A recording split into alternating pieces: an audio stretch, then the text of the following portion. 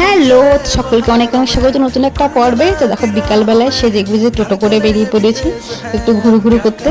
তো কোথায় যাচ্ছি সেটা এখন বলবো না, সেটা ভিডিওটা শুরু থেকে শেষ পর্যন্ত থাকবে, নিজেরাই দেখতে পারবেন। তো টোটো করে আমরা এখন রয়েছি এই যশোর রোডের ওপর। তো চলে এসেছি আমরা 7 ভাই কালীতলা মন্দিরে। তো প্রথমে এখানে মাকে একটু দর্শন করে নিই। আমরা সকলে এসেছি, সবাই মিলে ঘুরতে এসেছি। তো মাকে একটু দর্শন করছি। এখন 7 ভাই কালীতলায় আসবো, মাকে দর্শন করবো না এটা হতেই পারে না।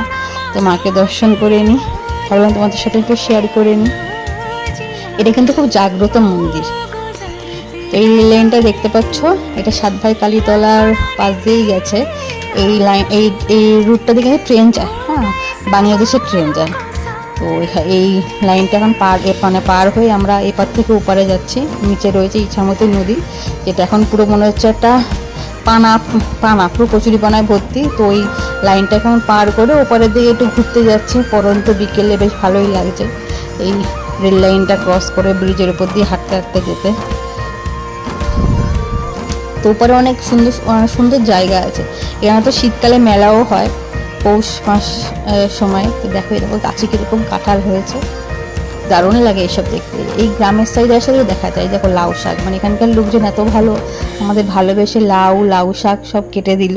মানে প্রচুর হয়ে রয়েছে একটা জমির মধ্যে। তো ওনারাই ভালোবেসে আমাদের সবার হাতে একটা একটা লাউ ধরিয়ে দিল। দেখো আমরা সবাই লাউ নিয়ে বাড়ি ফিরছি, সঙ্গে লাউ শাক। তো আজকে বিকালটা দারুণ কাটলো। আবার দেখা হবে পরবর্তী ভিডিওতে।